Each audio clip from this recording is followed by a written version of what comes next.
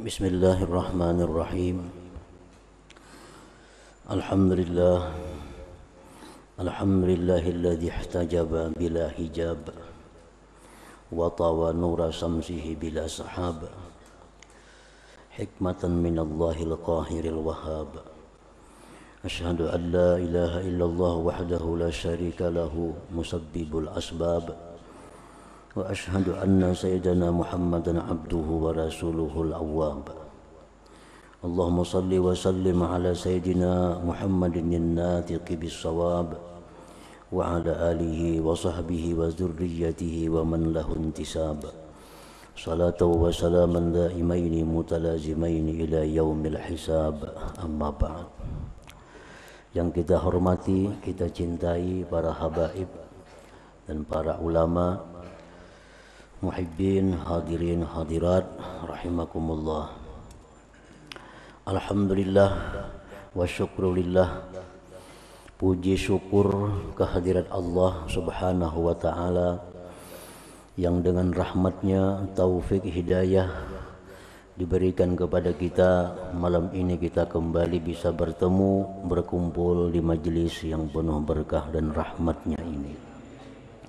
Salawat dan salam atas junjungan kita Nabi besar Muhammad sallallahu alaihi wasallam dan seluruh keluarga, sahabat, zuriat dan pengikut beliau sampai hari kiamat nanti. Para muhibbin rahimakumullah, al-hikmatur rabi'atu wa thalathuna ba'dal mi'ah minal hikamil ataiyah. Hikmah yang ke-134 dari al-hikam. Qala al-Imam Ahmad ibnu Athaillah as-Sakandari rahimahullah, nafa'ana bi ulumihi wa asrarih. Ma hajabaka 'anillah wujudu mawjudin ma'ah id la syai'a ma'ah walakin hajabaka anhu tawahhumu mawjudin ma'ah. Yang artinya, tidaklah mendinding akan engkau daripada Allah adanya sesuatu beserta Allah, karena tidak ada sesuatu bersama beserta Allah. Dan tetapi yang mendinding engkau itu daripada Allah, sangkaan adanya sesuatu beserta Allah subhanahu wa ta'ala. Nah, itulah terjemahnya. Maksudnya adalah ma mana'aka an syuhudillahi ta'ala bi'aini basiratik wujudu syai'in ma'ah.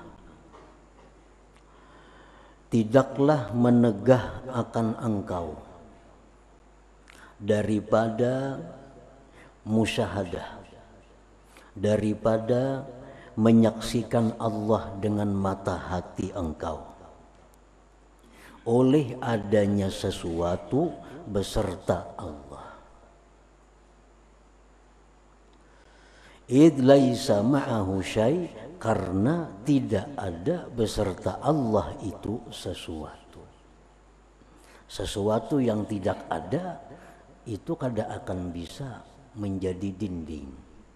Sesuatu yang tidak ada kada mungkin jadi penegah sesuatu yang tidak ada.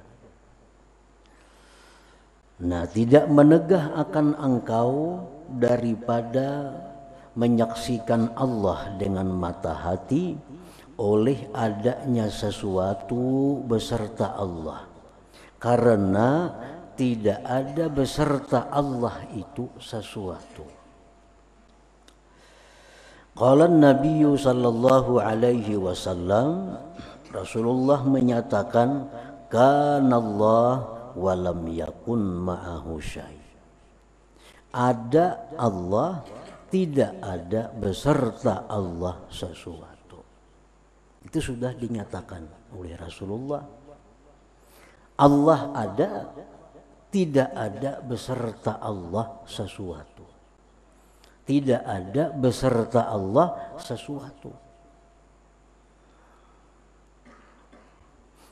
Para muhibbin rahimakumullah, Lafzu ma'a, lapaz ma'a, beserta. Yadullu 'alan niddiyah wal musawati wal istiqlal.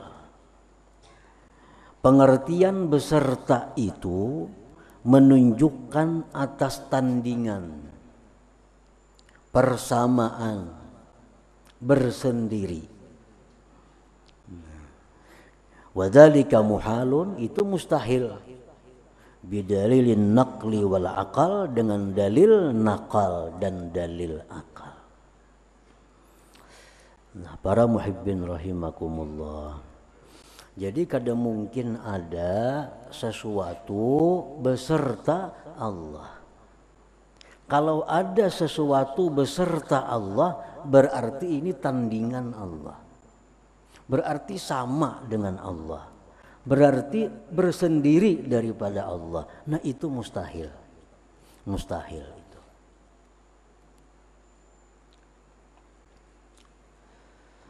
Wa inna ma mana'aka an syuhudillahi ta'ala tawahhumuka wujuda syai'in ma'allahi ta'ala. Dan hanya saja yang mencegah engkau daripada menyaksikan Allah dengan mata hati itu sangkaan engkau adanya sesuatu beserta Allah subhanahu wa ta'ala. Sangkaan benar aja. Sangkaan kita ada sesuatu beserta Allah. Sangkaan, padahal kadada. Nah, sangkaan inilah yang menyebabkan kita kadakawa musyahadah dengan Allah. Sangkaan itu yang menyebabkan mata hati kita kada bisa melihat Allah. Sangkaan itulah yang menyebabkan kita sering lupa dengan Allah subhanahu wa ta'ala. Nah, barangnya kadada, cuma disangka ada. Nah, jadi kalau barangnya itu nang kadada, itu kada kau mendinding. Nang kadada kada kawa mencegah, yang kadada kada kawa menghalangi. Nah, kenapa bisa terhalang? Sangkaan ini. Nah, sangkaan kita bahwa ada sesuatu beserta Allah. Sangkaan kita ada sesuatu beserta Allah, padahal kadada. Nah, para muhibbin rahimakumullah. Al-mawjudu fil alam, bermula yang ada pada alam ini. Yang ada di alam nih bang, gunung, bumi, laut, langit, binatang, pohon-pohonan, manusia. Nah, itu tuh bang, itu mawjudun billah. Itu ada dengan Allah, bukan beserta Allah. Sedikit aja bedanya. Alam ini ada billah. Arti billah itu biijadillah, dengan diadakan oleh Allah. Kalau ma'allah itu beserta Allah, tandingan jadinya lawan Allah, mustahil itu. Nah, alam ini ada, gunung dan sebagainya itu ada, itu diadakan oleh Allah. La mawjudun ma'allah, bukan ada beserta Allah. Bukan ada beserta Allah. Nah, para muhibbin rahimakumullah. Wal mawjudu billah yanbaghi la yahjubu an syuhudillahi ta'ala. Bermula sesuatu yang ada dengan diadakan oleh Allah, itu semestinya tidak mendinding daripada musyahadah. Nah, sesuatu yang dicipta oleh Allah itu mestinya kada menegah kita untuk mengingat Allah. Sesuatu yang diciptakan Allah mestinya kada menghalangi hati kita untuk melihat kebesaran Allah.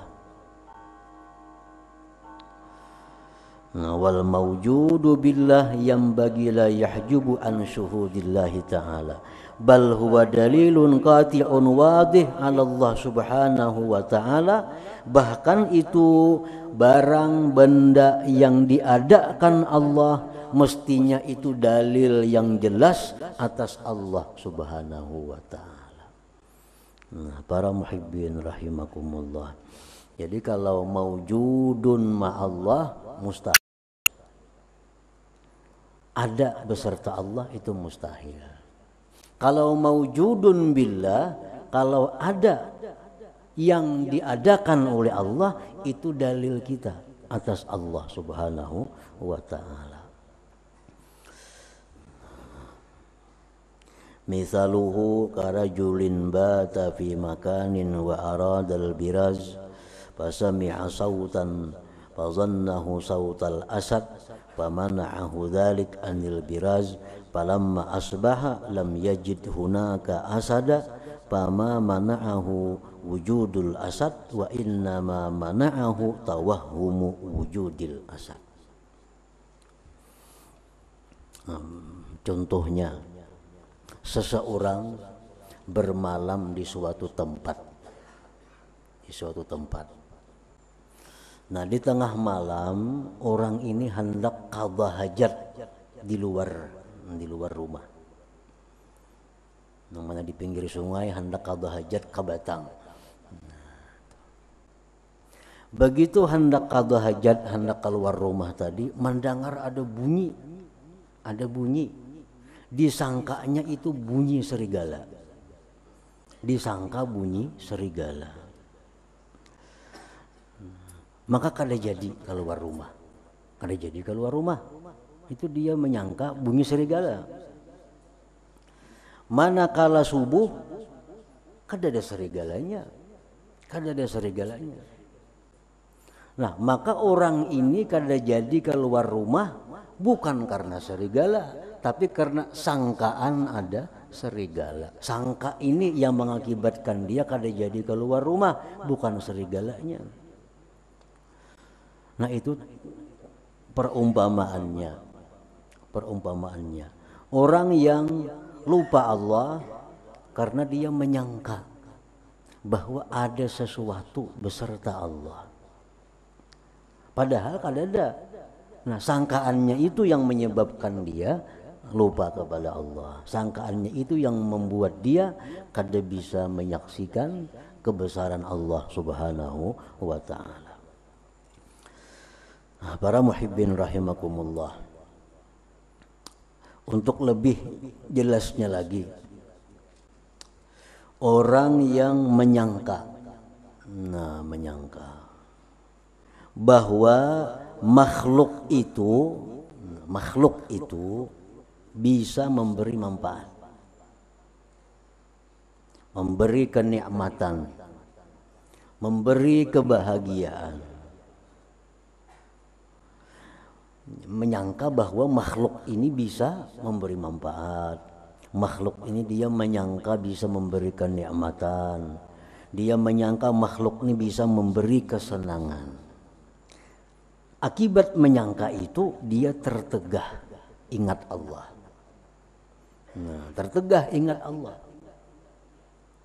Tertegah syukur kepada Allah, tertegah memuji Allah, tertegah mengutamakan Allah. Yang dia ingat makhluk itu, yang dia syukuri makhluk itu, yang dia puji makhluk itu, yang dia utamakan makhluk itu, yang dia harapkan makhluk itu. Akibat dari menyangka makhluk ini bisa memberi manfaat. Nah, itu contohnya. Orang yang menyangka bahwa makhluk ini bisa memberi manfaat, otomatis dia akan selalu ingat dengan makhluk itu, selalu berharap kepada makhluk itu, selalu memuji makhluk itu. Dia lupa kepada Allah, terdinding ngarannya daripada Allah karena sangkaannya itu. Padahal jika dia berpikir bahwa makhluk itu ada karena diadakan oleh Allah. Jangan berpikir makhluk itu ada karena diadakan Allah. Makhluk itu tidak berdaya upaya. Jangan berpikir bahwa makhluk itu kada ada daya upaya. Kada akan bisa makhluk memberi manfaat kalau kada diupayakan oleh Allah. Kada akan bisa. Jikalau berpikir bahwa makhluk itu hanya sebab, yang sebenarnya ada itu hanya Allah. Yang berdaya upaya itu Allah. Yang bisa memberi manfaat itu Allah. Nah, jika berpikir seperti itu, niscaya dia selalu ingat kepada Allah, selalu syukur kepada Allah, selalu memuji kepada Allah, mengutamakan Allah, berharap kepada Allah Subhanahu wa ta'ala. Nah, para muhibbin rahimakumullah. Nah, akibat sangkaan. Nah, kita menyangka padahal kada bujur lalu sangkaan ini. Kada 100% kada bujur sangkaan kita makhluk ini bisa memberi manfaat. Itu sangkaan. Akibat sangkaan inilah kita lupa kepada Allah. Akibat menyangka makhluk bisa memberi manfaat itulah kita memuji, menyanjung, menjilat kepadanya. Akibat menyangka itu. Padahal yang disangka itu kada bisa lalu. Jadi sebenarnya yang mendinding kita bukan si makhluk itu, sangkaan yang ada dalam hati kita itu yang mendindingnya. Nah, para muhibbin rahimakumullah. Wasababut tawahum, bermula sebab sangka. Kenapa timbul kita menyangka itu? Kenapa kita menyangka bahwa makhluk itu memberi manfaat? Kenapa kita menyangka bahwa ada sesuatu beserta Allah? Kenapa kita menyangka itu? Wasababut tawahum, dan bermula sebabnya itu menyangka tadi adamul fikrah, ketiadaan tafakkur. Nah, itu ketiadaan berpikir. Jika berpikir, jika meneliti, baik meneliti secara nakli, teliti Quran, teliti hadis-hadis Rasul, atau meneliti melalui akal, gunakan akal, kada akan timbul sangkaan bahwa makhluk itu bisa memberi manfaat. Nah, jadi kenapa sebab timbul sangka bahwa makhluk itu memberi manfaat? Karena ketiadaan berpikir, ketiadaan tafakkur, ketiadaan mendalami Al-Quran, ketiadaan mendalami hadis-hadis Rasul, ketiadaan menggunakan akal untuk melihat alam semesta ini dengan sebenarnya. Itu penyebabnya. Sehingga timbul sangka besangka tadi.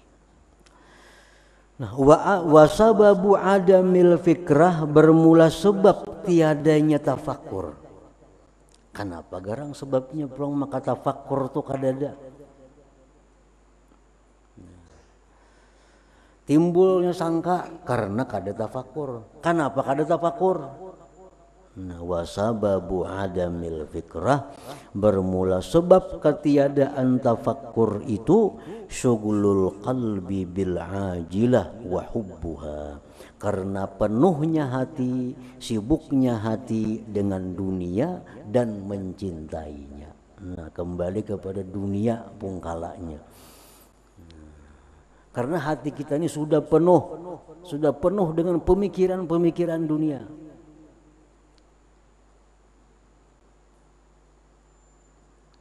Nah, akibat sudah penuh, kada kawa lagi diisi dengan tafakkur itu. Kada kaubaran lagi membaca Quran, apalagi memahami, apalagi menghayati maginnya.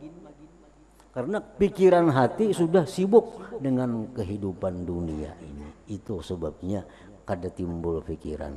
Baca Quran sehari, sebulan khatam, kada ada pengaruhnya. Kenapa? Kada mendalami maknanya, kada memikirkan. Kenapa kada memikirkan? Hatinya penuh dengan pikiran-pikiran duniawi ini. Nah itu sebab muasalnya di situ. Fahuwa syagil anil musyahadah wasairi ila hadratil guyub. Nah, maka itulah penyebab yang menghalangi daripada musyahadah. Itulah penyebab yang menghalangi perjalanan kita ke hadirat Allah Subhanahu wa taala. Nah, para muhibbin rahimakumullah. Hati ini hanya satu. Allah kadang menciptakan dua hati dalam tubuh seseorang. Itu makna lafaz Al-Quran. Allah kadang menciptakan dua hati dalam satu tubuh. Nah apabila yang satu hati ini sudah terpakai, satu hati sudah dipenuhi dengan pikiran-pikiran duniawi, pikiran-pikiran materi, nah maka kadang lagi hati yang berpikir untuk mencari, untuk mendalami tentang Al-Quran, tentang kejadian alam semesta ini. Nah akibat itu maka jadinya timbul sangka tadi. Nah, para muhibbin rahimakumullah, jakanya tadi nah hendak keluar rumah ada bunyi serigala, sudah menyangka aja itu serigala. Jaka berpikir ditaliti pang serigala kadan itu. Nah ini kada sambat lagi, begitu bunyi timbul sudah serigala. Lalu kada jadi keluar rumah. Jakanya dipikirkan, diamati ini serigala kah, bunyi angin kah, bunyi apa. Nah karena sebab kada sempat berpikir, lalu kada jadi keluar rumah untuk qada hajat. Itu akibat sangka, bukan akibat serigala. Serigalanya kada ada. Para muhibbin rahimakumullah. Jadi ujung-ujungnya kenapa orang itu sering lupa Allah, kenapa orang itu sering membelakangi Allah, kenapa orang itu sering durhaka terhadap Allah, ya ujung-ujungnya karena hubbud dunia, karena hatinya sudah terlanjur mencintai kehidupan duniawi ini. Itu intinya. Nah, para muhibbin rahimakumullah, Rasulullah sallallahu alaihi wasallam bersabda, akbarul kabair hubbud dunia.